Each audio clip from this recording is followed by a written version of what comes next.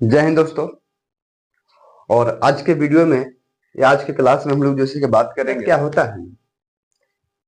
हर छोटी से छोटी समस्या में लोग खुद के ना जैसे कि जिम्मेदारी लेकर दूसरे पर जैसे कि टाल देते हैं कि हमको फलना की वजह से ये दिक्कत हो गया। कृष्ण अर्जुन संवाद है, महाभारत का एक चीज है। कृष्ण अर्जुन नहीं, कृष्ण और कर्ण जो फिगर दो को देख रहे हैं। कृष्ण कर्ण, कर्ण कृष्ण का संवाद है, महाभारत में दिखाया गया है। कर्ण भगवान कृष्ण से बोलते हैं कि हमारे साथ जीवन में बहुत अन्याय हुआ है। देखो कृष्ण, जब जन्म हुआ तो मेरी माँ ने मेरा साथ छोड़ दिया, यानी कि कुंती ने। आप लोग को जानकारी होना चाहिए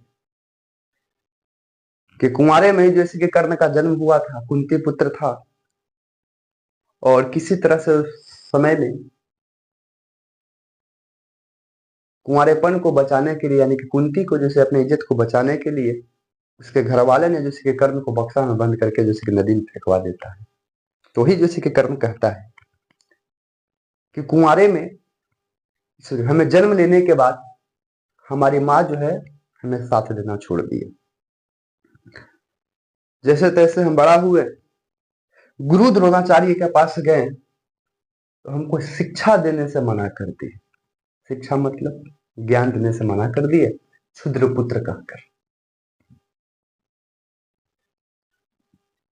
जब द्रौपदी का स्वयंवर हो रहा था वहां पे भी हमें जैसे कि क्षुद्र कहकर जैसे कि हटा दिया गया। यानी कि समाज ने हमारे साथ, लोगों ने हमारे साथ बहुत जैसे कि धोखा किया, बहुत जैसे कि बेइज्जती किया है। कृष्ण अब हमें सहा नहीं जाता है। आप जानकर तजुब होंगे कि भगवान श्री कृष्ण क्या जवाब देते हैं कर्ण से।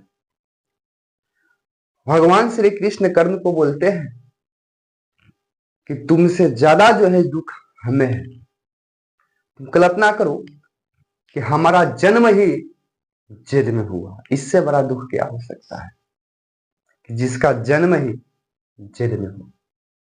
अरे छोड़ो, हमारा जन्म से पहले ही हमारा सगा मामा हमें मारना चाहता था, इससे बड़ा दुख क्या हो सकता है।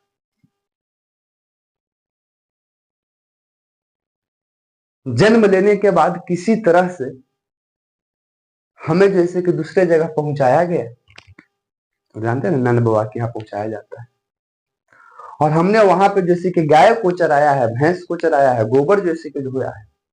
हमारे साथ कितना अन्याय हुआ,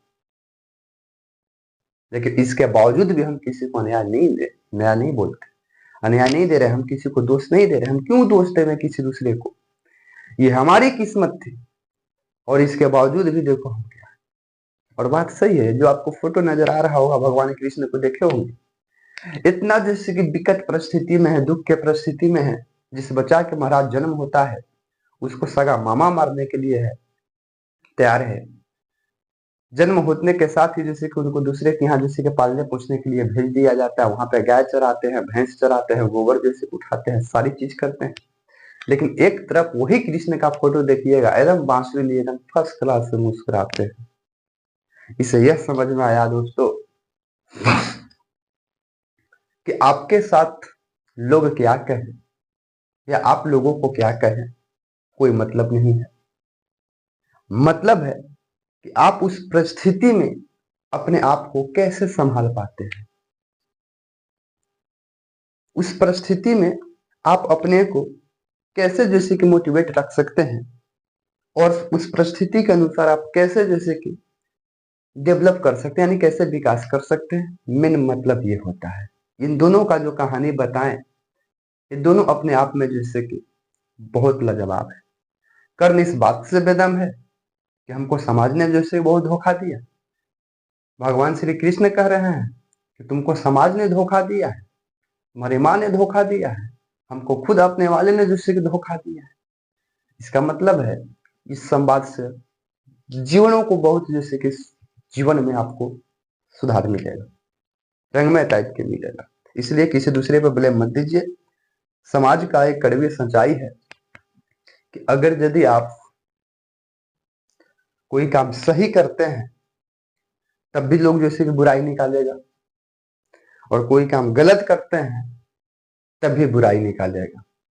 समाज जो होता है एक जैसे कि नेता के समान है। नेता का मतलब, या तो नेता जैसे कि काम सही करे तब भी जैसे कि उसके पक्षधार जो होते हैं, विरोधाधार होते हैं, जैसे कि उसको बुराई करेंगे। अभी की न्यूज देखिए, अगर नेता गलत कर रहा है तब भी उसके अगेंस्ट थोड़ा नेता जो है वो बुराई करेगा। समाज का काम यही है। होने दो, अपने आप पर विश्वास रखो और काम में लग जाओ। आइए